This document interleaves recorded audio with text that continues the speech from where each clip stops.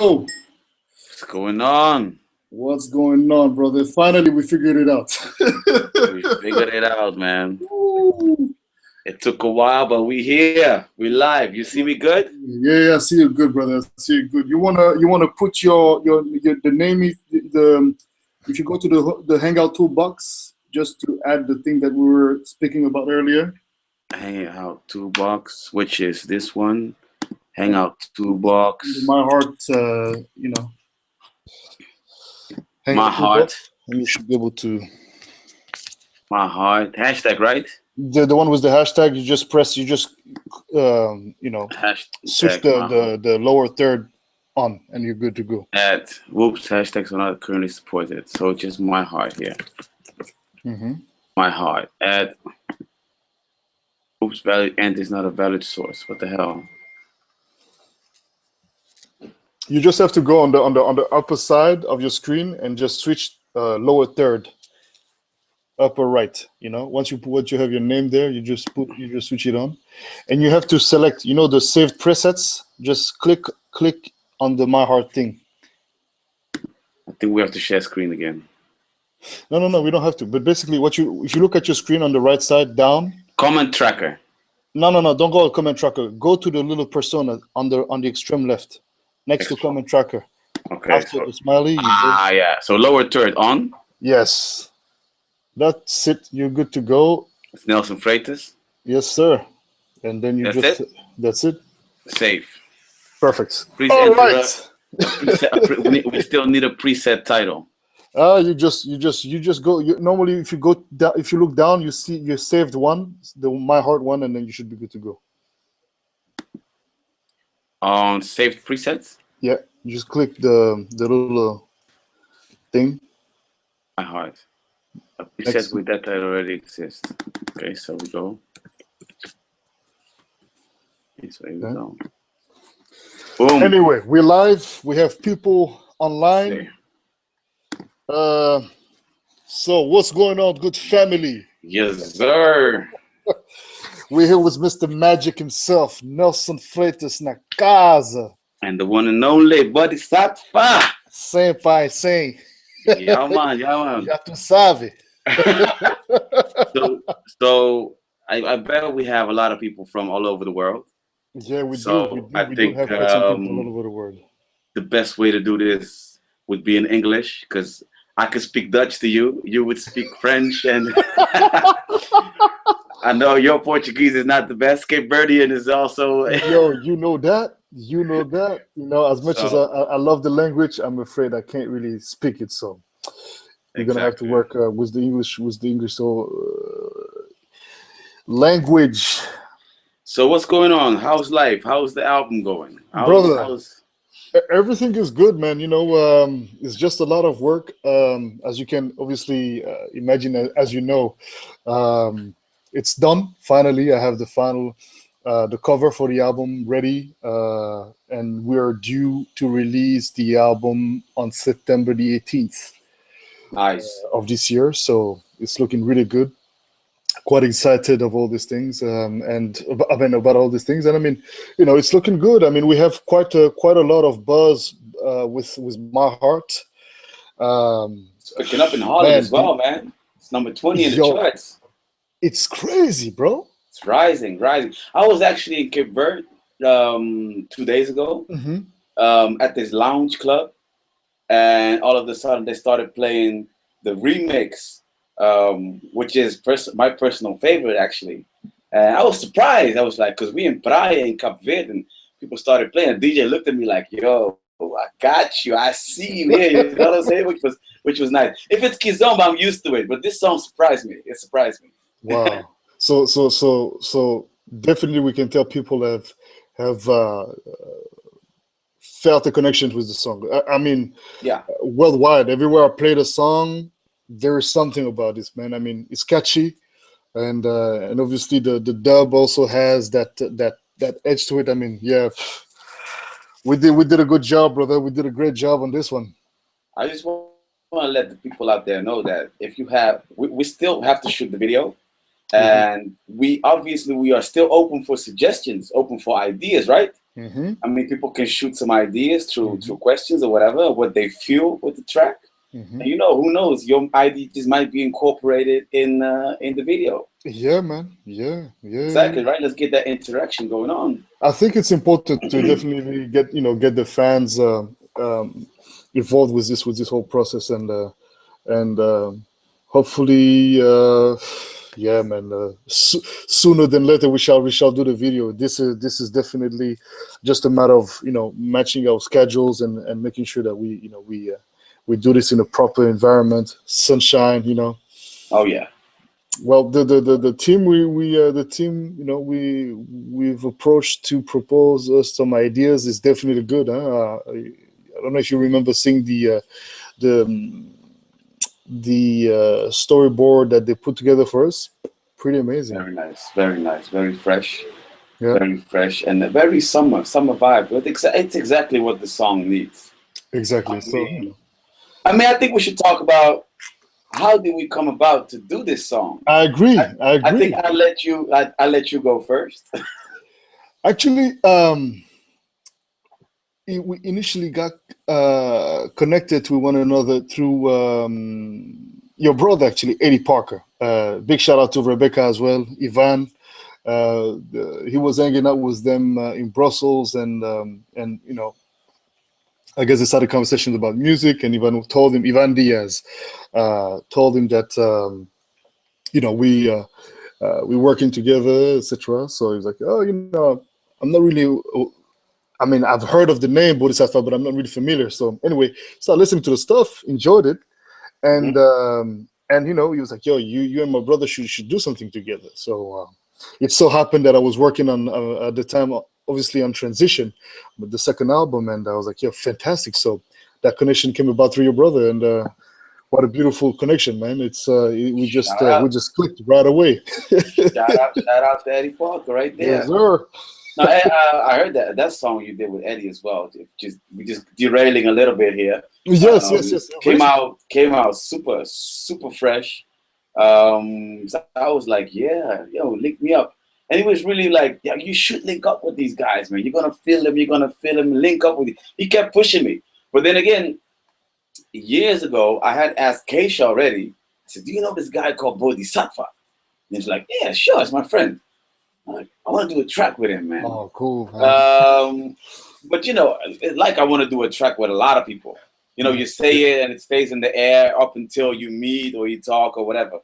So definitely, Eddie Parker was a great help in putting this thing together. Exactly. And the song came out fresh. My uncle was actually listening to the radio the other day here in Holland, and he said, I heard this track on the radio, and that track sounded so fresh.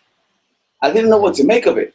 And all of a sudden, I heard that it was you singing, and he was surprised because a lot of people pick. They hear a song, they know it's Nelson. Yeah. Of course, I mean, you got the Nelson Freitas touch, man. You got that stamp, brother. Yeah, but on this one, because of the way you produced it, I went a little different. Yeah, that's true. You can say that I went a little outside of my body and embodied your flow and your style on it. Yeah, I think that's why it came out so different, which I'm happy about the song. Yeah. Man, I mean, as I said, once again, it's an honor because I mean, truth being told, I mean, you've done quite a lot in the music industry. I mean, you're an established name, and you happen to be a very humble persona. As a matter of fact, I was doing an interview in Portugal. On RTP Africa, man. Actually, the interview is being aired right now. It was pre-recorded, and they're showing it today on television. And man, that's the first thing I said to the people. I was like, "Yo, man, Nelson, man, brother is mad humble," and that's the beauty. Like when it doesn't matter how much success, and I realize that sometimes the most successful people are the most humble, and that's what it is about. There's no reason, hyping yourself up and trying to be better than any, you know what I mean? Like just keeping your thing together, and yeah, man. Love that about your personality, and it's obviously a pleasure to work with somebody like you. And people don't know, but I have quite some songs done for you as well for your personal projects. which we still need to finish. We do. Yeah, no, I think my how you say it, humbleness, it comes from the family. You know what I'm saying? Yeah. I was brought up by my mom and my grandmom. Um, you know, we never had much, but I never felt that I needed anything. Always we had food, we had a roof on top of our heads. Yeah. We got to go on vacations, and we were always blessed. And so we took that from childhood up until now. You know, those values, we take that in our work as well, Yeah. which is good, right? But when you do business, in the business side of it, sometimes you got to be hard, and that it took me a long time to change, to separate those two things. You know what I'm saying? Because you bring your values that you grew up with from home, you bring them into the business, and that's when you get sliced. I agree. Yeah, You I will get agree. sliced. So I had to, dabble with that a little bit, and it took me a while, but now I can definitely separate the two and still stay that humble, normal, normal guy, because Yeah, I man. think I think it's important in life, man. That's what takes you like all the way, in my opinion. You know what I'm saying? Be a man, be good to people, and good things will come to you as well. Exactly. I mean, plus at the end of the day, I always say that people, I mean, we dress the same way. We all put our pants the same way. Nobody's levitating in the air. You know what I Exactly, mean? Unless you do something of the kind, then I might be saying, okay, but yeah, we breathe the same air. I mean, so it's exactly. fantastic to see that you're still able to manage, because at the end of the day, a lot of people that are not necessarily in your scene, in your industry, may not necessarily be aware of how big of a name you are in your industry, and actually beyond. But it's interesting because I was having a conversation the other day with somebody, like, who is Nelson Freitas? I'm like, you don't know? I was like, okay, let me not talk too much. Just go. This is the YouTube. Just go and check.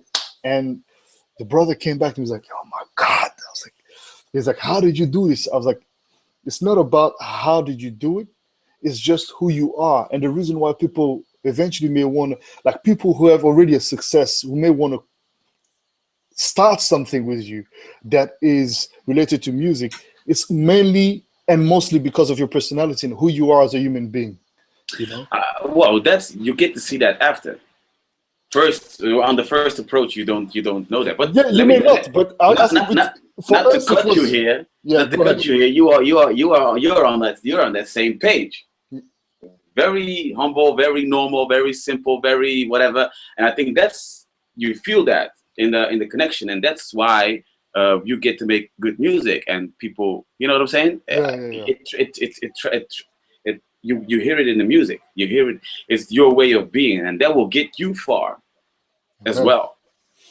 Brother, Exactly. as you said earlier, I think it's the education, the background. We come from very strict and a straightforward type of education. So we know the value of things. We know what a dollar costs, and Exactly. we know all these things. So I would like to get a little deeper, a little bit, because once again, you know, your people may not necessarily know who I am, which I'm gonna have to introduce myself, of course, but you're the big man here, Mr. Freitas. Can you tell our people how you started? Where you from? How this whole music scene started for you? Wow.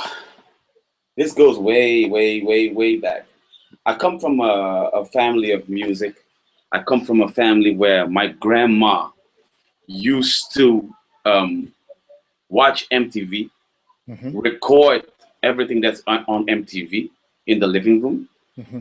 In the one bedroom, she's recording cassettes with Zouk Kizomba. In living room, she's recording MTV. Yeah, get that. She's recording Destiny's Child and Pharrell Williams, the Neptunes, and whatever. And then in the middle room, there's a DJ set, which is of her son, and she makes him record the, the vinyls on cassette. You know why? So she can give people cassettes because she loved music so bad. Wow. I come to my grandma's house and she tells me, Pharrell has a new song. And I say, for real? No way. And she shows, and she takes the tape and she puts it in, and Pharrell has a new song. You know, that's actually where it all started. And my parents came from Cape Verde to Holland. And at home, they spoke Creole and they played Cape Verdean Creole music. So I'm very in touch with my roots in terms of music. My uncle, one of my uncles was a DJ. I used to live with my grandma for a while when my mom and my dad separated. So, you know, I got that whole, he's a DJ. He makes us carry his DJ, his records, which was freaking heavy. But it got me to go to the club with him as a very young kid. So I'm there, I'm putting the things, and then, you know, you stay a little bit, you hear a little bit of his set during his intro, and then I had to leave. So I started hanging out with my uncles more and more and more. So we started breakdancing back at the time. So I have the music from home. I have my uncle that plays Zouk Kizomba, which was Zouk back in the days. Then my other uncle, he programs R&B, hip hop music, and they all dance breakdance. So music was bound to happen for me.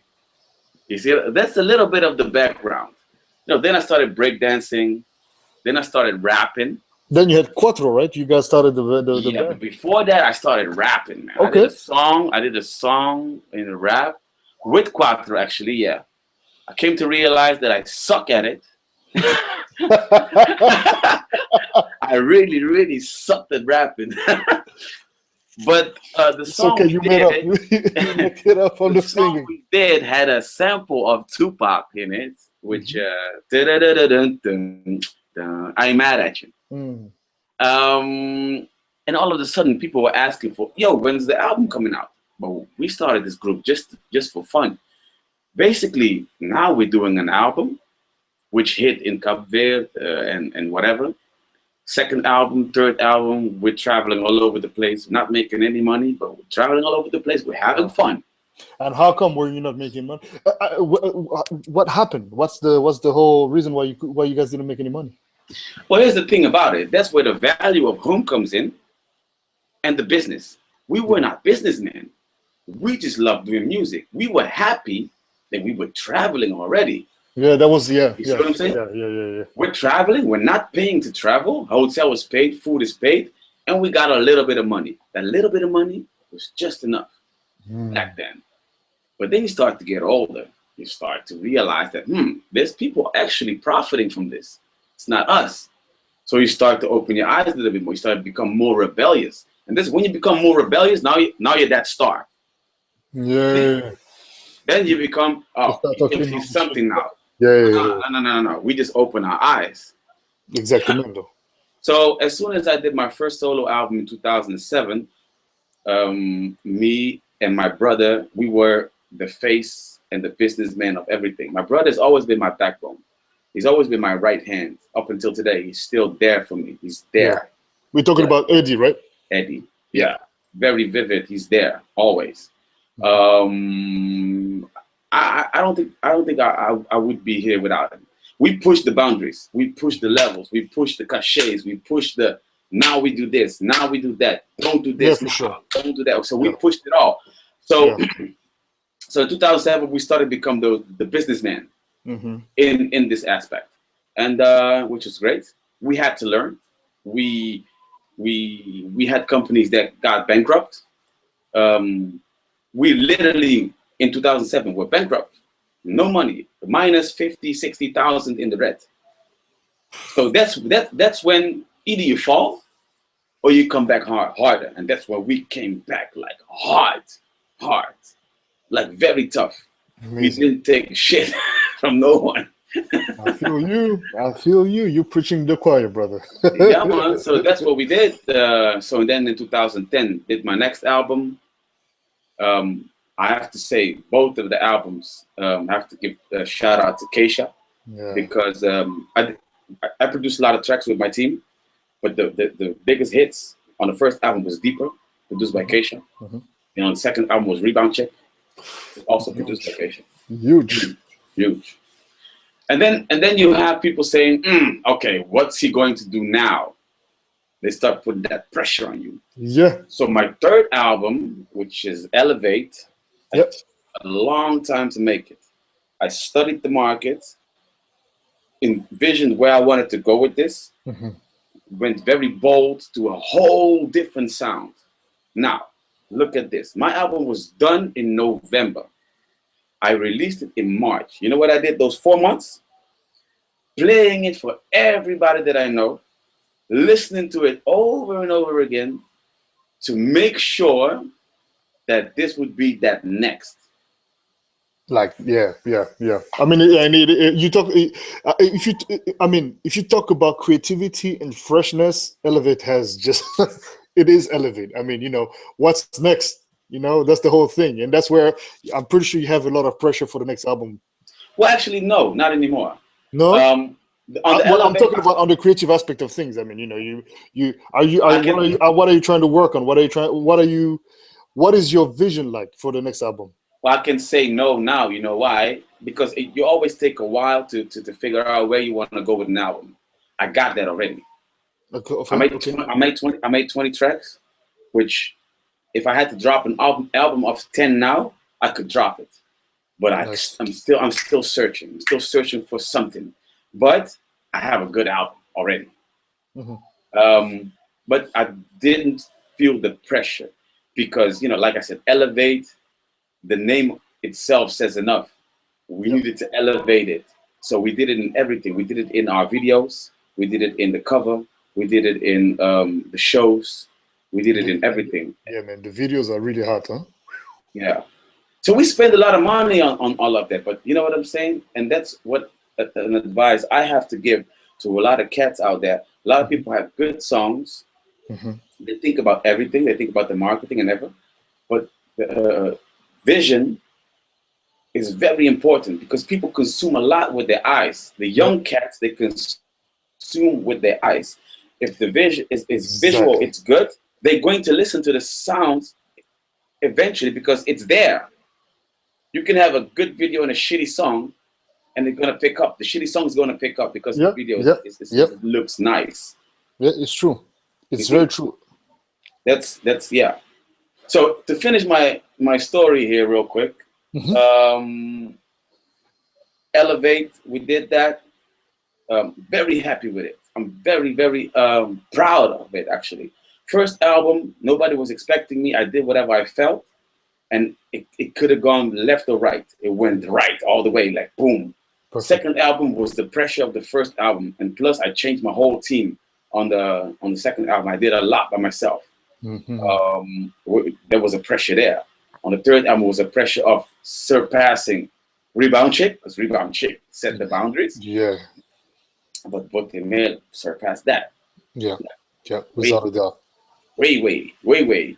So now I'm not trying to surpass anything. I'm trying to do what I feel, bring the music to the people, and eventually the people will feel it again. Because I have Boddhi Satva, I have Rebound Chick, I have Deeper. So those songs will always be heard in my set. I don't need to do any of that again. Exactly. That's what I'm feeling now. So you feel like you can be even more creative, even take more risks. Yeah. Exactly. That's how I feel now. Just do what I feel, follow my heart, and I know that my team is with me. If my team says it's good, then you're good to go. I'm good to go. I rely on my team. So you would say that a good business approach and a good leader to you has to be what? Because you're leading a team, you're the head, and you take decisions, and you have to follow your heart, but at the same time you have to consult with the people that know also, and that may probably even be more aware than you on certain aspects of things. So what would you think a good leader should do, especially somebody like you or me, who are establishing what they're doing and who are just looking to grow even furthermore their impact and reach? Yeah. Now, like you said, a good team leader, you said it correctly, because I don't consider myself a boss. I have a lot of people working in my team. I have a band leader. I have a creative director. I have a manager. I have a sound engineer. I have lights engineers. I have engineers for everything. All the people that are in this game for a very long time. These people love working with me. You know why? I listen to them. A good team leader should listen to their players. I listen to them. We have convos. We sit. We talk. I tell them maybe we should do this light next time like this. I don't say, oh, the light was shit. Wah, wah, wah, wah, wah. No, no, no. Maybe we can do it better. Maybe let me bring in somebody else and you check it together. And then in the end, we all see if it's better for the whole. Because it's not about me. Without my team, I'm nothing. Without my team, I'm just Nelson. Yeah. To do the shows that we do, live shows and stuff like that, and everything, you need a good team. So in order to keep your good team, you should keep everybody happy. But is it possible to accomplish that, especially when, of course, you know, there's realities, you have certain I guess expectations, you have probably a roadmap to be respected. Like, let's say somebody in the team start acting up, or, you know, as we usually say, we usually stay the same. It's the people around us that tend to change because of, you know, whatever they feel like, you know, is the reason why they would change. What is the type of action you take? You still try to take time to understand what that person is going through, or you actually are super sharp and remove the person from staff? Again comes the values from home. I'm very how do I say this? When it comes to team, I don't take decisions like, oh, you don't like it, get the beep out of here. Yeah. No, you try to come in the middle, like, what's going on? Why don't you like it? But then again, if in the end you're not delivering enough for the product, either you have to go and work on your craft, and I always keep it open. Yeah. Come back when you feel like I got it now. But right now, you're not there. You see, it's the way you bring it. Keep it open. True. I keep it open. You know what I'm saying? I like that. I mean, I would consider that I am like you, but at the same time, sometimes I tend to be very expeditive with certain, you know, with people who tend to make me feel like they're wasting my time. Oof! If there's something that I hate more than anything, man, it's people who waste time. Oh, because I have such a, you know, obviously you learn that, you know, sometimes you may waste somebody's time without really willing to waste their time, but it just so happened that, you know, whatever situation, you know, led to, you know, an interpretation of the kind. Exactly. But however, when you really have real time wasters or money wasters in the particular case, so, you know, when you invest, you know, in a particular project and you expect a certain delivery and the delivery is not what you've invested for, I mean, it is very hard to keep your temper together. But I believe it is also part of being a leader. It's also being able to, you know. But that's a different thing, I guess. I mean, a waste of time is wasting money, and it's wasting a lot of things. But don't just think it's also connected to, you know.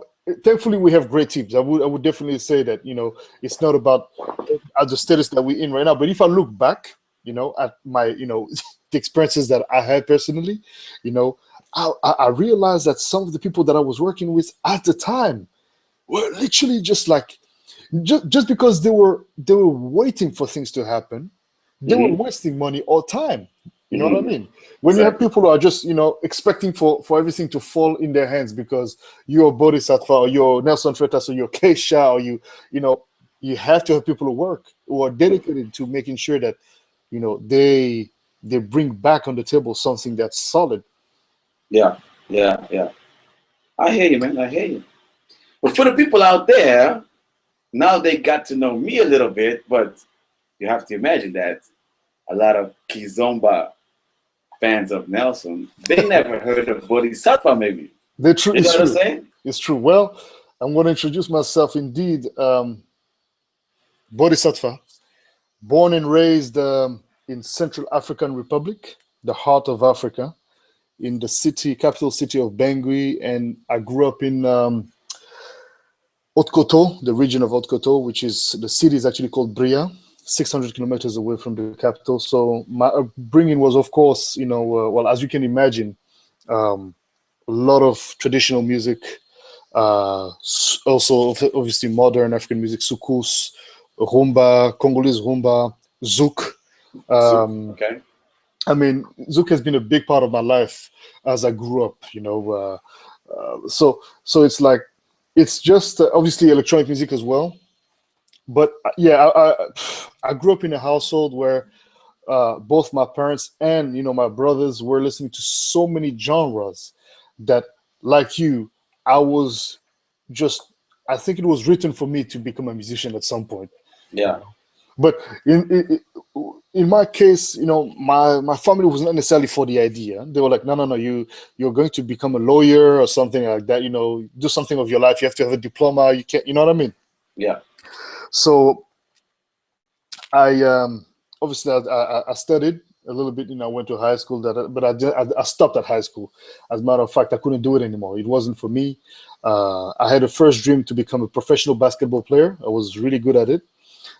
Injured my knee. That dream, just was gone at the time. Went away. Yeah, was supposed to go to UCLA in Los Angeles. But then things happen. And you know what? Music was there. Music was there. In the meantime, I was a diamond polisher. That's actually, if I was to, let's say, music was not working or anything like that, I would just be a diamond cutter.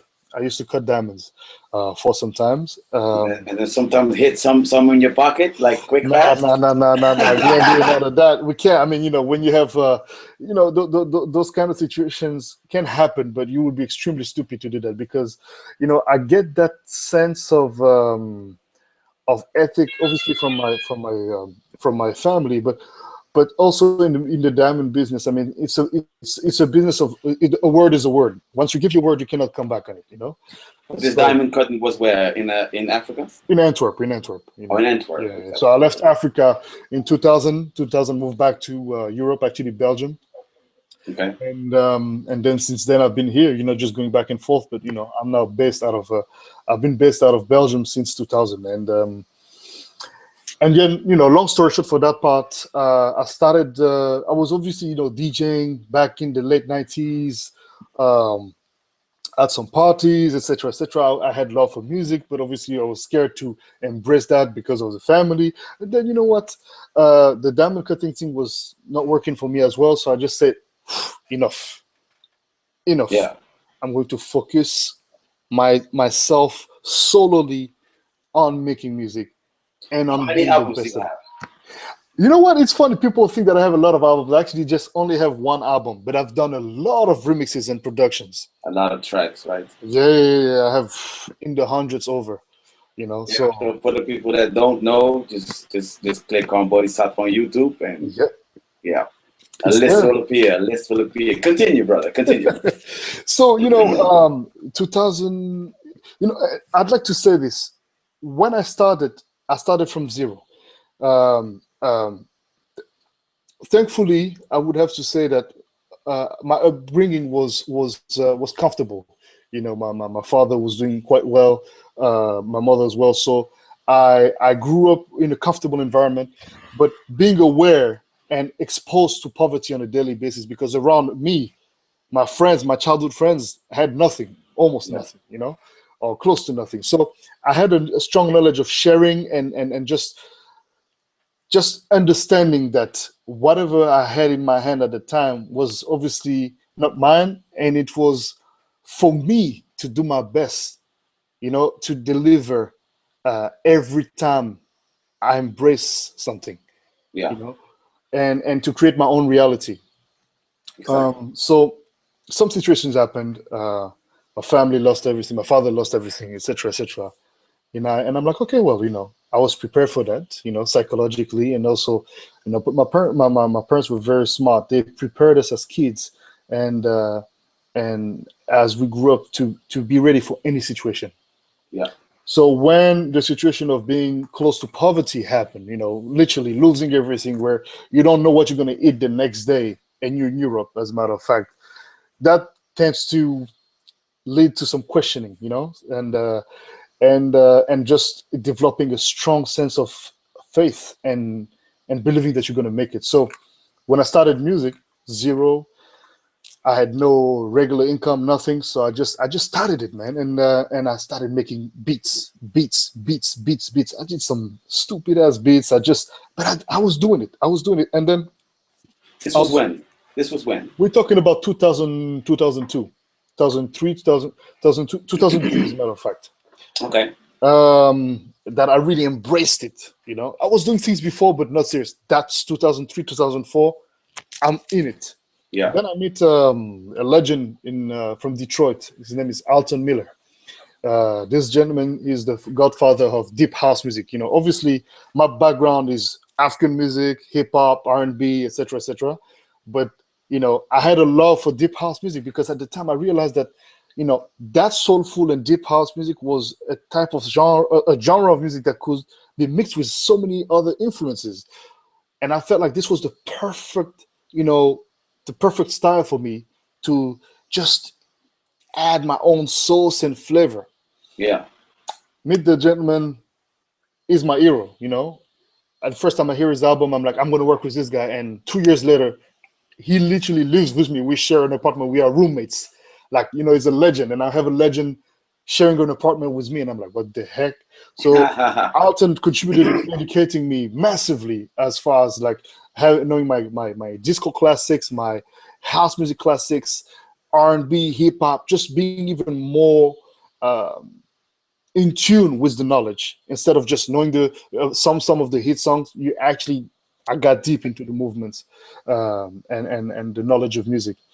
Started producing, released my first project in 2000, I believe 2004, 2005, and then rest is history, man. I was doing a lot of underground sounds, etc., etc.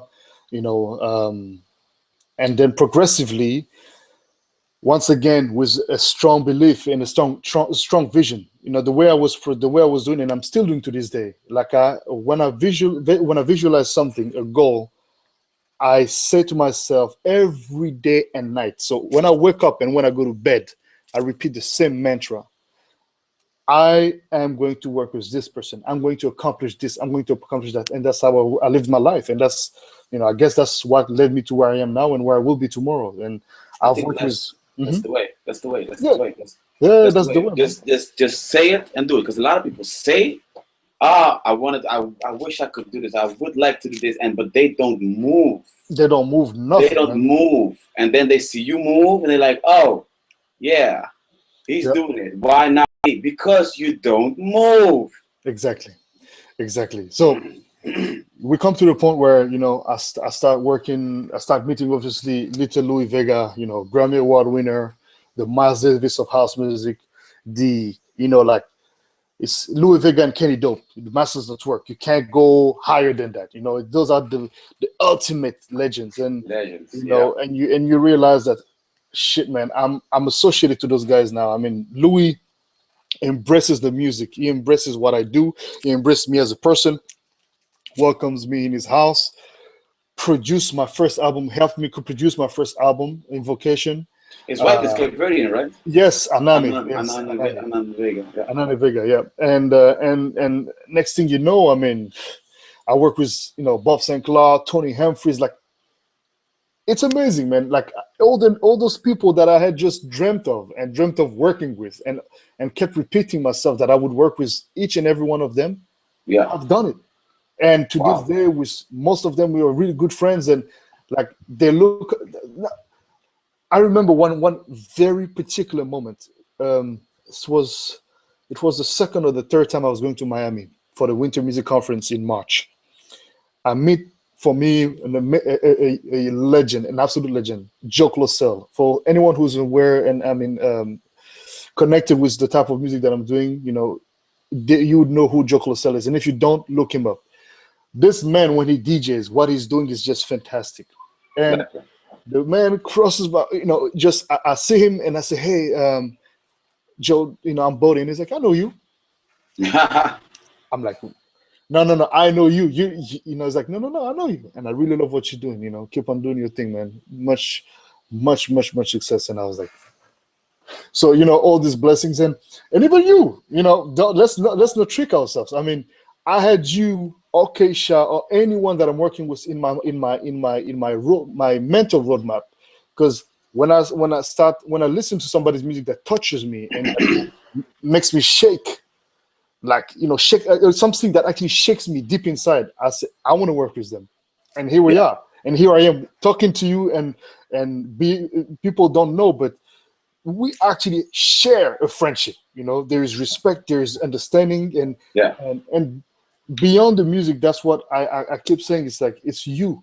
Success is not so much having a lot of money. We all want money and comfort, but success is when you're able to solidify the rapport, the interactions you have with people, and making sure that they're long lasting. For me, that's success, because on the long run, those are the people with who you're going to grow. That's what we need, exactly. But that leads, I think that leads to not working just on one thing together. Obviously, we started working on My Heart. We already got another project going on. I invited you to come and play for me at a special event, and you build a relationship. Special event. and it's a fantastic thing, because I truly believe that in the end, the reason why a person will open up to another person is because, especially a person who has a certain sensitivity, not to say spirituality, because that might scare people, but if you have a sensitivity for vibes and just people in general, you'll feel like, hey, you know what? And plus, we're not kids anymore, man. At the end of the day, if you screw me, you're only going to screw me once. So it's about like just embracing the other and just creating. And so my history is that this is my second album, Transition, and I'm extremely honored to have you on it, Keisha, the legendary and absolutely amazing as well, Les Nubians, Tidra Moses, another brother from another mother, my big brother actually, C. Robert Walker, Peggy Tabu. I mean, it's a beautiful album, and for whoever doesn't know me, I mean, as Nelson said to you guys, just go and look me up on iTunes, look me up on YouTube. You'll see a body of work that hopefully will please your senses. And once again, it goes to show you that as musicians, we're not limited. And I have to say, My Heart is on the album the song that has the biggest potential to cross over, right? To the mainstream. And it is actually clearly crossing over. I mean, for next, for us to be on the top 20, when you and I, we were like, this is something experimental. Let's see if people's going to feel it. I think that song here in Holland will hit the top 10. It will hit the top 10. Hey, man. I'm starting to promote it now in my shows. I'm doing a show here in Holland. As I see that they're picking it up. I'm doing a beach party on the 27th. Nice. So yeah, we're doing that. We're definitely doing that. Please, if you would be the neighborhood, would be nice. You know what? You're talking about 27th of June? Yeah. I might be around.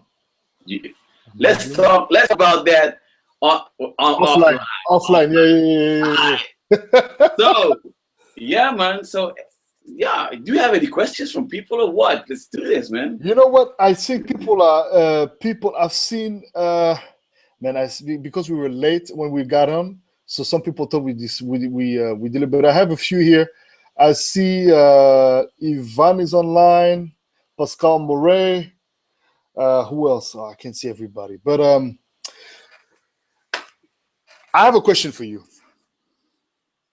Where do you see yourself in the next 5 years?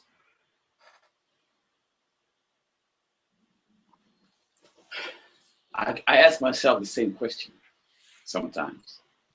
Mm-hmm. I see myself spiritually more grown than now. Mm-hmm. I say that because I used to chase a lot of things, but now I just realized, when you come to a certain age, you just realize that what's meant for you is meant for you, and will come to you. You need to work for it though, but what's meant for you is meant for you and will come to you. Just work hard enough for it. Because I've seen that happen, especially on my last album, Elevate. I've seen it happen. I've seen the way I worked for it, the way I really wanted things to happen. I projected it, and it happened. Now, where do I see myself in 5 years? Going on this road, hopefully up. Steady for me won't cut it. It needs to go up. Yeah. And I see myself living in another country, pursuing really what I do. Like, when the football players, when you play in Holland, but all of a sudden you get sold to Barcelona, you need to go. Yeah. You need to take those decisions. Right now, I'm at this point that I'm taking the decision to move away from Holland, to go to the places where Kizomba is booming and get the max out of it. Now, as soon as the max is out of one country, we go to the next country and take the max out of it. And from an entrepreneur point of view, do you see yourself like, do you see yourself investing in more than just music? Yeah, well, I've been investing in real estate. Mm-hmm. I've been investing in real estate, so we got some things going on in a few countries. Mm-hmm. Going to invest in clothing now. Mm-hmm. Nice. Going to create my own clothing line. Put that on my website, NelsonFreitasOnline.com. Mm-hmm. I'll eventually create a store for clothes, because CD are going out. Obviously, right now we're dealing with a lot of streaming, a lot of, but it's going to. We had a gap a few years ago, but right now it's becoming good again. Streaming, Deezer, Spotify, YouTube, everything is going good. But CD sales, we need to start forgetting about that. And you see, iTunes just launched their own streaming platform, huh? Of course, they Apple is not joking anymore. They're competing with Spotify and the one that Jay-Z has, Tidal. Tidal, yeah. What do you think about Tidal, though? I haven't got into it all the way yet, but I know it's not being supported by iTunes. Obviously, now I know why, because they got their own thing going on. Yeah. So I think Tidal eventually can be good, but I think they're gonna fight the battle with the big ones. They gotta fight the battle. Yeah. I heard that Sony Music wanted to remove Beyonce's catalog from Tidal because some situations happen. I guess they fixed it up. They fixed it up now, but yeah, yeah, man, But conflicts of interest, I think. Yeah. Conflicts of interest. Anyways, brother, so that's my 5 years from now. That's the 5 years. That's the 5 years projection. I like that. Yeah, I like that. I myself, I've realized, especially when you do the type of music, because when you come from house music, because there's a lot of people don't understand necessarily that house music is not necessarily what you hear on the radio.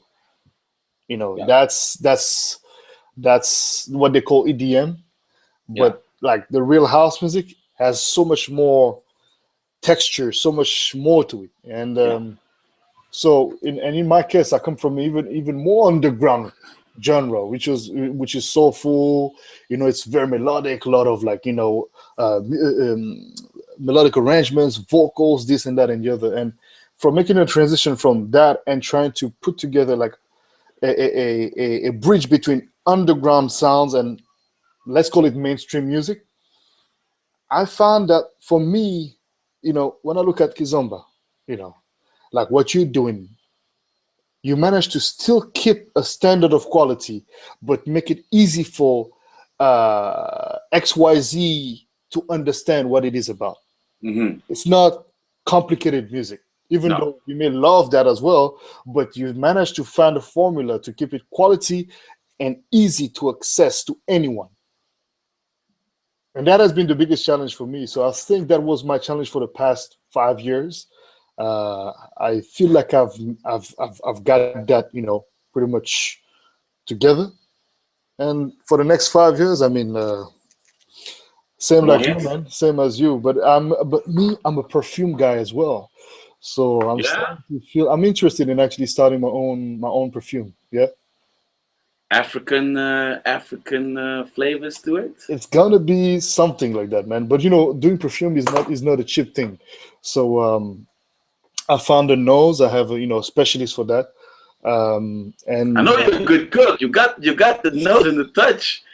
yo, you know what? The cooking thing, I mean, you know, that's another thing. Like, I have to start. We're gonna start doing these things where, you know, eventually we might be able to some of the cities get some of the fans to win an opportunity for me to go and cook at their places and, you know, do something like fun. You And know, just invite me, man. I Invite invite me you. when just Hey, invite me when you do that.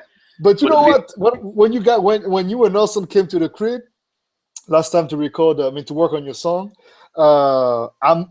It was good, but I have to say the next day was even better. it's always better the next day, man. Oh man.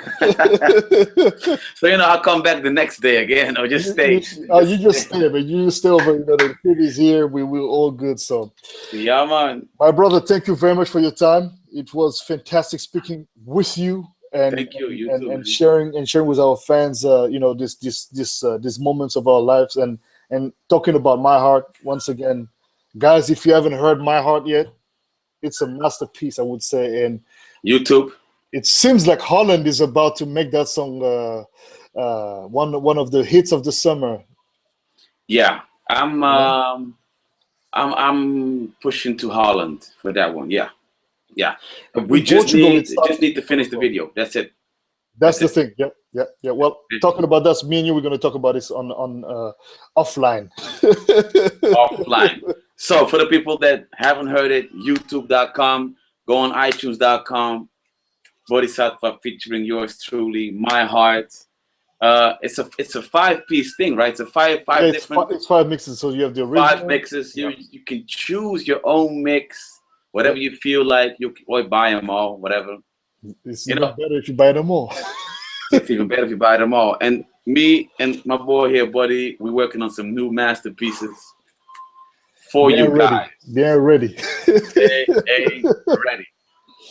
All right, Brother, man. God bless, man. We shall do this again, hopefully very soon. Salute. Salute. Sha.